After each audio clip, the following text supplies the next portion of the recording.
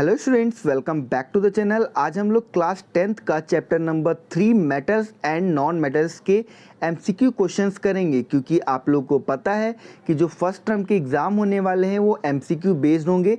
इसलिए जितने भी एमसीक्यू हैं हमारे इंपॉर्टेंट, उन सभी क्वेश्चंस को हम लोग पुटअप करेंगे चैप्टर नंबर 3 से। तो चलो शुरू करते हैं और हम लोग देखते हैं कि हमारा फर्स्ट क्वेश्चन क्या है। फर्स्ट क्वेश्चन हमारे पास यहाँ पर है बच्चों, केमिकली रस्ट इज। अगर मैं रस्ट की बात करूं तो उसका केमिकल फार्मूला क्या होता है। ए ऑप्शन है हमारे पास hydrated ferrous oxide, B option है हमारे पास hydrated ferric oxide, C option है हमारे पास फेरिक ऑक्साइड और डी है नन ऑफ दिस। तो आप लोग हमेशा ध्यान रखेंगे कि जो हमारा रस्ट होता है उसका केमिकल नेम जो होता है वो हाइड्रेटेड फेरिक ऑक्साइड होता है, हाइड्रेटेड फेरिक ऑक्साइड। चलिए क्वेश्चन नंबर 2 की तरफ हम लोग आगे बढ़ते हैं। क्वेश्चन नंबर 2 है हमारा, setting of plaster of Paris takes place due to. और जो प्लास्टर ऑफ पेरिस है, आप लोगों ने पीओपी के बारे में पढ़ा, तो पीओपी जो है वो किस वजह से होता है। ठीक है, यहाँ पे ऑप्शन है हमारे पास सोल्डर या ब्रॉन्ज या ब्रास या फिर के बेल मेटल। इनमें से किसकी वजह से होता है। तो यहाँ पे आप लोग ध्यान रखना, ए यानी कि सोल्डर की वजह से होता है। जो प्लास्टर ऑफ पेरिस है वो जो सेट होता है वो किसकी वजह से होता है, सोल्डर की वजह से होता है। क्वेश्चन नंबर 3 अगर हम लोग देखें तो क्वेश्चन नंबर 3 हमारा कुछ इस तरीके से है, an element react with oxygen to give a compound with a high melting point. ठीक है, यानी कि एक एलिमेंट है आपका, अगर जब आप उसे ऑक्सीजन से रिएक्ट कराते हो तो ऑक्सीजन की रिएक्ट कराने के बाद वो अपना हाई मेल्टिंग पॉइंट देता है, कंपाउंड बनाता है जिसका एक हाई मेल्टिंग पॉइंट होता है। This compound is also soluble in water. अगर मैं इसको पानी में घुलाऊं तो ये पानी के अंदर घुल जाएगा। और ये एलिमेंट हमारा कौन सा हो सकता है, क्या कैल्शियम हो सकता है, कार्बन हो सकता है, सिलिकॉन हो सकता है या आयरन हो सकता है। तो ज़रा सा सोचो इसका आंसर क्या हो सकता है। एक ऐसा एलिमेंट है जो ऑक्सीजन से रिएक्ट किया और ऐसा कंपाउंड बना दिया जिसका मेल्टिंग पॉइंट बहुत ज़्यादा हाई होगा। तो याद रखना बच्चों, इसका आंसर होगा आयरन। यानी कि आयरन का जो ऑक्साइड बनेगा उसका मेल्टिंग पॉइंट बहुत ज़्यादा हाई होता है, लेकिन वाटर के अंदर ये सॉल्यूबल होता है। ठीक है, क्वेश्चन नंबर 4 हम लोग देखते हैं। क्वेश्चन नंबर 4 है हमारा, the atomic number of an element x is 12। एक एलिमेंट है हमारे पास एक्स जिसका एटॉमिक नंबर हमें दिया है 12। ठीक है, और हमें पता है 12 पे कौन सा आता है, मैग्नीशियम आता है। Which inert gas is nearest to X. और उस एक्स के पास नियरेस्ट जो गैस होगी, इनर्ट गैस हमारी कौन सी होती है, ऐसी गैसेस जो कि नॉन रिएक्टिव गैसेस होती हैं ना, नॉन रिएक्टिव गैसेस होते हैं या फिर कि हम लोग उन्हें नोबल गैस भी कहते हैं। तो इनमें से कौन सी गैस होगी। तो बच्चों याद रखोगे, हीलियम तो नहीं हो सकती क्योंकि हीलियम तो फर्स्ट ग्रुप में आ जाता है। मैग्नीशियम हमारा ग्रुप 2 में आता है, तो ग्रुप 2 में हमारा कौन सा हो जाएगा, यहाँ पे हमारा आंसर होगा क्या, बी होगा, आर्गन। नहीं, आर्गन ग्रुप 3 में आ जाएगा। तो हमारा आंसर कौन सा होगा, सी होगा, यानी कि नियॉन इसका राइट आंसर है। ठीक है, क्योंकि नियॉन की जब आप बात करोगे तो नियॉन का एटॉमिक नंबर कितना होता है, 10। मैग्नीशियम का कितना होता है, 12 होता है। तो यही तो इसके नियर बाय है। अगर आर्गन की बात करोगे, आर्गन का तो 18 हो जाता है, ये तो इससे बहुत ज़्यादा दूर है। क्रिप्टन तो और भी ज़्यादा दूर है, और हीलियम भी बहुत ज़्यादा दूर है क्योंकि हीलियम का 2 होता है। तो नियर बाय कौन सा हुआ, नियॉन हुआ। ठीक है, इस तरीके से करना। क्वेश्चन नंबर 5 हम लोग देखते हैं। क्वेश्चन नंबर 5 में हमें बोला गया है, एक एलिमेंट है, क्वेश्चन नंबर 5 में हमें बोला है इलेक्ट्रॉनिक कन्फिगरेशन दी गई है हमें 3 एलिमेंट की, यानी कि एक्स, वाई और जेड की। एक्स की हमें इलेक्ट्रॉनिक कन्फिगरेशन दी गई है 2 और 4, यानी कि एटॉमिक नंबर कितना हो जाएगा, 6। वाई की हमें दी गई है 7 और 2, यानी कि कितना हो जाएगा, 9। और जेड की हमें दी गई है 2 और 1, ठीक है, यानी कि 3। अब हमसे पूछता है which 2 elements will combine to form ionic compound. इनमें से कौन सा जो है वो आयनिक कंपाउंड बनाएगा। ठीक है, उसके लिए फॉर्मूला आपको लिखना है। तो ध्यान से देखिए, 6 नंबर पे कौन सा होगा, hydrogen first, helium, lithium, beryllium, boron और कार्बन। तो ये कार्बन हो जाएगा। नाइट्रोजन, ऑक्सीजन, फ्लोरीन, इस पे कौन सा हो जाएगा, फ्लोरीन। और थर्ड पे कौन सा हो जाएगा, लिथियम हो जाएगा। ये 3 हो गए आपके। विच 2 एलिमेंट, 2 एलिमेंट कौन से हैं जो क्या बनाएंगे, आपके आयनिक कंपाउंड बनाएंगे। तो याद रखना बच्चों, आयनिक कंपाउंड बनाने के लिए या तो उसके पास लास्ट शेल में एक इलेक्ट्रॉन की कमी होनी चाहिए या तो उसके पास एक इलेक्ट्रॉन फालतू होना चाहिए। तो यहाँ पे हम लोग देख सकते हैं कि लिथियम है जिसके पास एक फालतू है, फ्लोरीन जिसके पास एक की कमी है ना। तो यहाँ पे लिथियम फ्लोराइड बना देगा, लेकिन हमारे पास ऑप्शन में दिया गया है X2Y, ठीक है, X2Y। बी ऑप्शन है हमारा, यहाँ पे देखिए बी ऑप्शन है XY, सी ऑप्शन है XZ की क्यूब और डी ऑप्शन है Y23Z। ये हमारे पास ऑप्शन दिया गया है। इसमें से कौन सा ऑप्शन हमारा सही आंसर हो सकता है फिफ्थ का?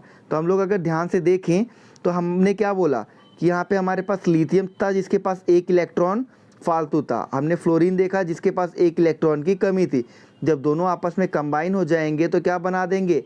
LIF बना देंगे, क्योंकि सेम चार्ज है ना। 9th क्लास में हमने पढ़ा है ये सेम चार्ज होते हैं, तो हम लोग यहाँ पे चार्जेस लिखने की ज़रूरत नहीं पड़ती। और अगर हमने इसे x माना, अगर हमने इसे x माना और इसे x मानो, इसे y मानो, तो क्या हो जाएगा?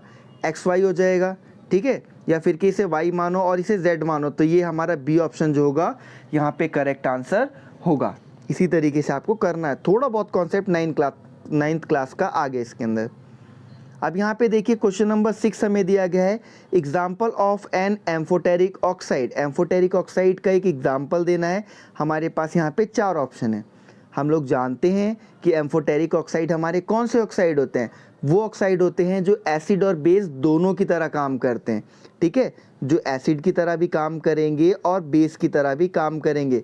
और हमने इस चैप्टर में पढ़ा था कि एक ही एम्फोटेरिक ऑक्साइड के बारे में हमने, और वो कौन सा है? Al2O3, यानी कि एल्यूमिनियम ऑक्साइड है हमारा, ठीक है, जो एसिड और बेस दोनों की तरह काम करेगा। Now come to question number 7। Question number 7 हमारा कहता है एन एलिमेंट X, एक एलिमेंट X है आपके पास, वो इतना सॉफ्ट है कि उसे आप चाकू से भी काट सकते हो। देखिए यहाँ पे क्वेश्चन पहले ही क्लियर हो जाता है। एक एलिमेंट X है जिसे आप चाकू से काट सकते हो, तो हमारे पास 2 ही ऑप्शन है, या तो सोडियम या तो पोटेशियम। अब आगे क्या बोला गया है? This is very reactive to air and can not be kept open in air. हम लोग इसे ओपन एयर में नहीं रख सकते, ये विग्रेसली रिएक्ट कर जाता है वाटर से, यानी कि बहुत तेज़ी से रिएक्ट कर जाता है। आप इस एलिमेंट का नाम बताओ। ऑप्शन है मैग्नीशियम, नहीं हो सकता, सोडियम ही होगा क्योंकि यहाँ पे पोटेशियम नहीं दिया। अगर यहाँ पे बच्चों पोटेशियम दिया होता तो आपका आंसर क्या होता? पोटेशियम और सोडियम में से कोई सा भी हो सकता था, लेकिन वो जाहिर सी बात है कि दोनों तो ऑप्शन देगा ही नहीं, क्योंकि दोनों ही कट सकते हैं। तो यहाँ पे उन्होंने सोडियम दिया, तो सोडियम आपका राइट आंसर है। बच्चों अगर आप लोग चैनल पे नए हो तो चैनल को सब्सक्राइब कर दो। आपको हर एक चैप्टर के जो है वो इम्पॉर्टेंट MCQs मिलेंगे, और साथ में मैं आप लोगों को चैप्टर्स भी पढ़ाऊँगा। तो आप लोग प्लेलिस्ट चेक करते रहिएगा, वहाँ पे आपको सारा मटेरियल मिल जाएगा, ठीक है। क्वेश्चन नंबर 8 देखिए, galvanization is a method of protecting iron from corroding by coating with a thin layer of, यानी कि गैल्वेनाइजेशन एक प्रोसेस होती है जिसमें हम आयरन को कोट कर देते हैं, यानी कि आयरन के ऊपर एक लेयर चढ़ा देते हैं, जिसकी वजह से उसका फर्दर जो है वो रस्टिंग वगैरह ना हो पाए, यानी कि वो जो एलिमेंट है वो हमारा ख़राब ना हो। तो हम लोग किस मटेरियल की जो है कोटिंग करते हैं? हमारे पास ऑप्शन है गैलियम, एल्यूमिनियम, जिंक और सिल्वर। तो यहाँ पे बच्चों हम लोग जिंक की कोटिंग करते हैं। आप लोग ध्यान रखना, जिंक क्या होता है? एक सेल्फ सेक्रीफाइसिंग मेटल होता है, ठीक है, जो कि खुद तो नष्ट हो जाता है लेकिन दूसरों को कुछ नहीं होने देता। तो हम लोग किसकी कोटिंग करते हैं? जिंक की। चलिए बच्चों यहाँ पे हम लोग क्वेश्चन नंबर 9 देख लेते हैं। क्वेश्चन नंबर 9 में हमें क्या कहा गया है? हमें यहाँ पे कहा गया है the electronic configuration of 3 element, यानी कि X, Y और Z, तीनों की इलेक्ट्रॉनिक कन्फिगरेशन हमें दी गई है। X की हमारे पास कितनी है? 2 और 8, यानी कि एटॉमिक नंबर कितना हो जाएगा? 10। Y की हमारे पास 2, 8 और 7, यानी कि 17। और Z की है हमारे पास कितनी? 2, 8, 2, यानी कि 12। अब इसमें से हमें क्या बताना है? Which of the following is correct, इनमें से कौन सा करेक्ट है? तो देखिए एटॉमिक नंबर अगर 10 है तो यहाँ पे कौन सा हो जाएगा? सोडियम, 17 है तो क्लोरीन, और 12 है तो मैग्नीशियम, ठीक। अब यहाँ पे बोलता है X हमारा एक मेटल है, ये स्टेटमेंट सही है गलत है? तो जाहिर सी बात है सोडियम हमारा एक मेटल है, ठीक स्टेटमेंट है।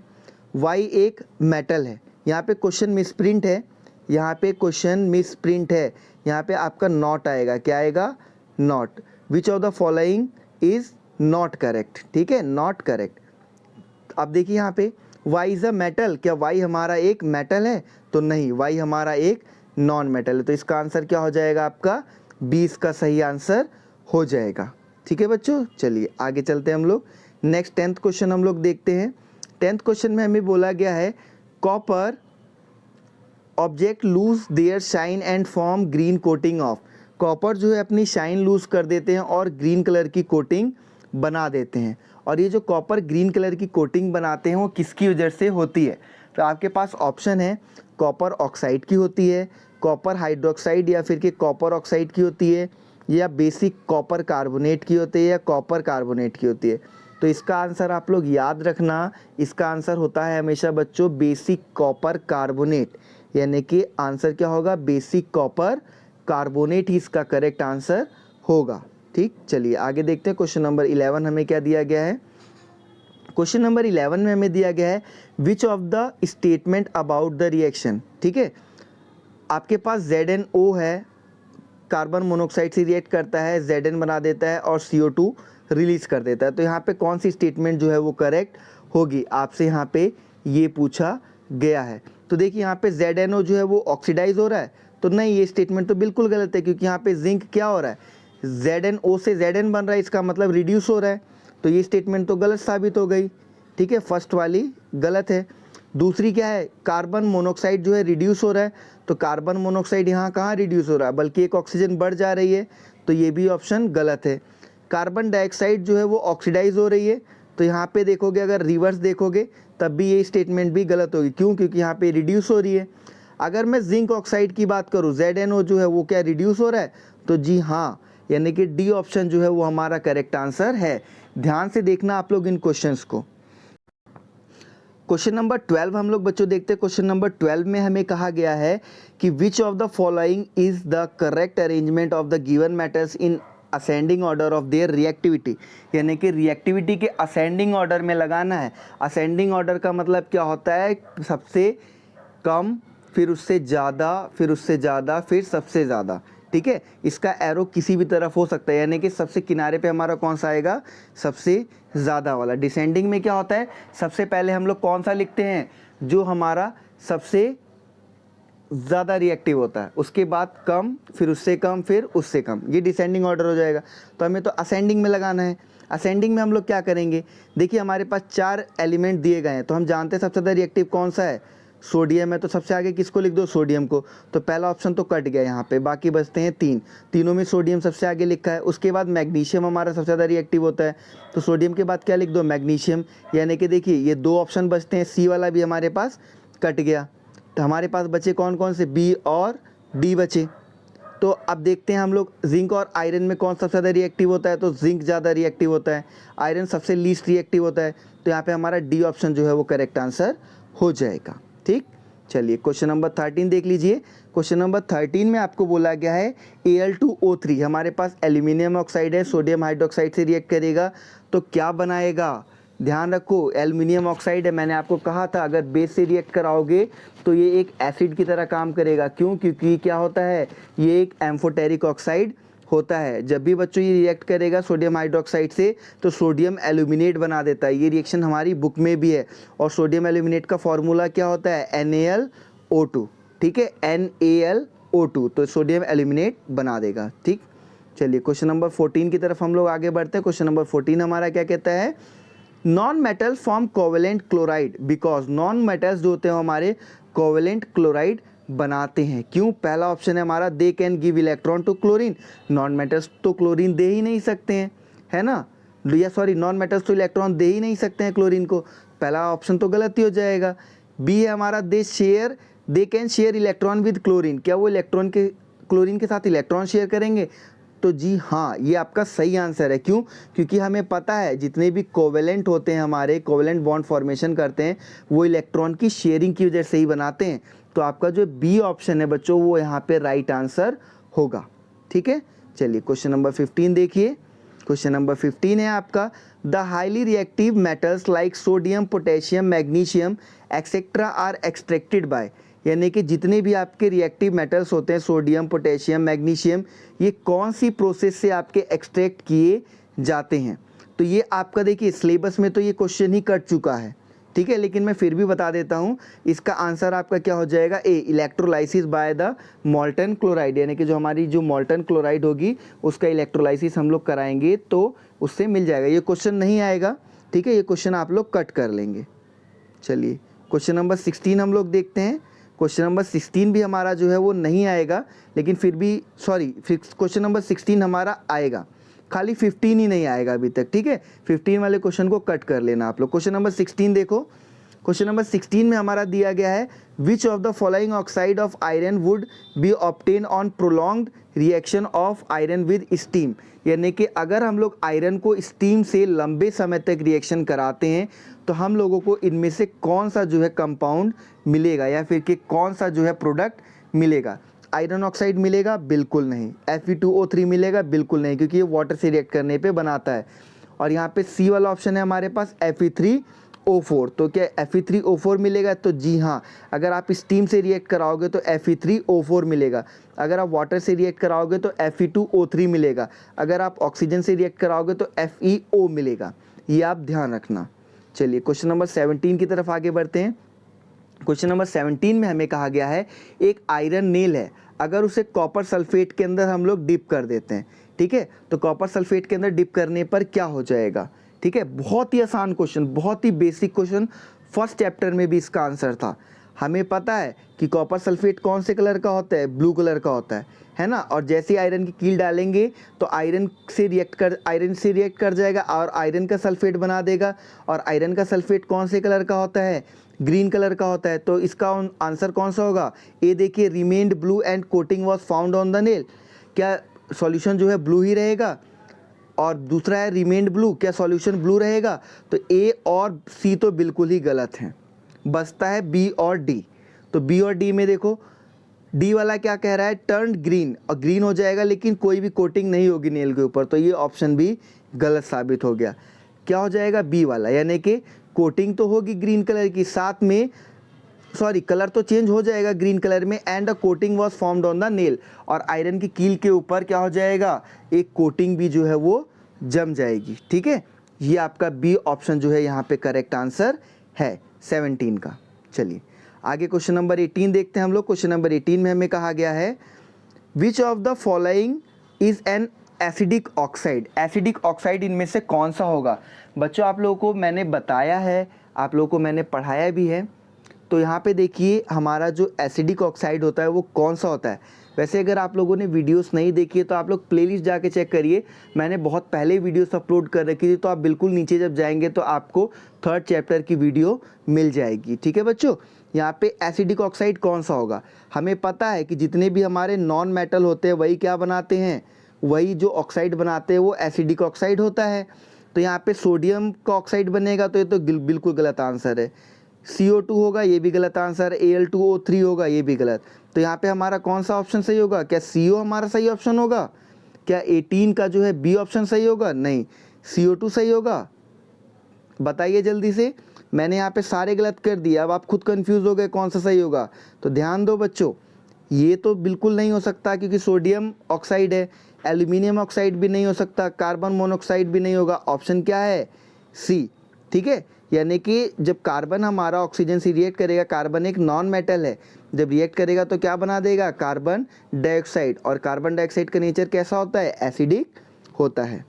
क्वेश्चन नंबर 19 की तरफ हम लोग आगे बढ़ते हैं। क्वेश्चन नंबर 19 हमसे क्या कहता है, some crystal of copper sulphate were dissolve in water, कुछ कॉपर सल्फेट के क्रिस्टल जो है वाटर के अंदर हम लोग डिजॉल्व कर देते हैं, तो सॉल्यूशन जो है वो हमें कौन से कलर का ऑब्टेन होगा, सॉल्यूशन हमें कौन से कलर का ऑब्टेन होगा। तो यहाँ पे आप लोग ध्यान रखेंगे, कॉपर सल्फेट हमारा कौन से कलर का होता है, ब्लू कलर का होता है, दिमाग में बैठा लो इस चीज़ को। और आयरन सल्फेट जो होता है वो ग्रीन कलर का होता है, FeSO4 कौन सा होगा, ग्रीन कलर का होगा, ठीक है, ये चीज़ ध्यान रखना। क्वेश्चन नंबर 20 कहता है, मैं एक स्टूडेंट है, ऐड करता है एक big iron nail in 4 test tube, solution है ना, 4 टेस्ट ट्यूब है उसके पास इस तरीके की। एक टेस्ट ट्यूब में जिंक सल्फेट है, दूसरे में एल्यूमिनियम सल्फेट है, तीसरे में मैं Zn लिख देता हूँ खाली, दूसरे में एल्यूमिनियम है, तीसरे में कॉपर है और चौथे में आयरन है। यहाँ पे बोलता है a reddish brown colour was observe only on the surface of iron nail. अगर रेडिश ब्राउन कलर ऑब्टेन होता है आयरन की कील पर तो वो कौन से सॉल्यूशन के अंदर इसे डालेगा।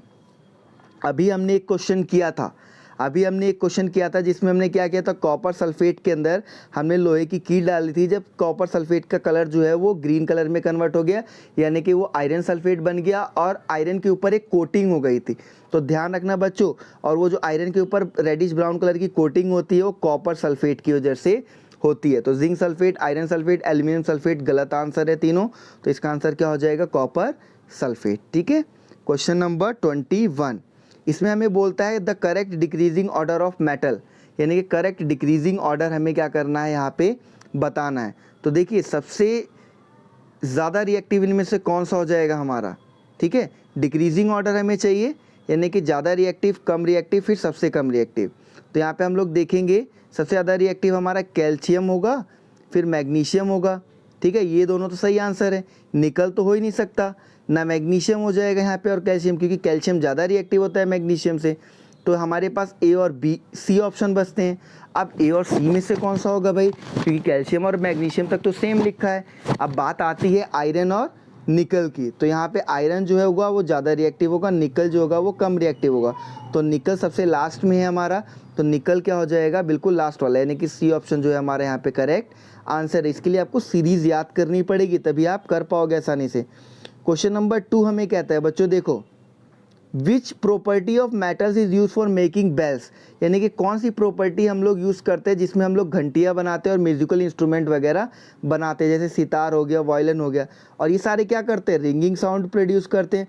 और रिंगिंग साउंड प्रोड्यूस करने का मतलब क्या है, ये सारे के सारे हमारे क्या हो जाएंगे, सोनोरस हो जाएंगे, क्योंकि मेलेबल तो हो ही नहीं सकता, ना डक्टाइल होगा ना कंडक्टिविटी होगा, कंडक्शन का कोई काम ही नहीं है, डक्टिलिटी तार की फॉर्म में खींचने का भी कोई काम नहीं है। लेकिन यहाँ पे किसका काम, मेलेबिलिटी का भी कोई काम नहीं है। लेकिन ऑप्शन क्या होगा हमारा, ए, सोनोरिटी। ठीक है, क्यों, क्योंकि यहाँ पे रिंगिंग साउंड प्रोड्यूस करने का काम है। क्वेश्चन नंबर 23 हम लोग देखें तो यहाँ पे हमें क्वेश्चन नंबर 23 में बोला गया the poorest conductor of heat among the metal, इनमें से सबसे ज़्यादा पुअर कंडक्टर कौन सा होगा। सबसे ज़्यादा पुअर कंडक्टर यहाँ पे लेड आंसर होगा, आप लोग हमेशा ध्यान रखना, लेड ही सबसे ज़्यादा पुअर कंडक्टर होगा।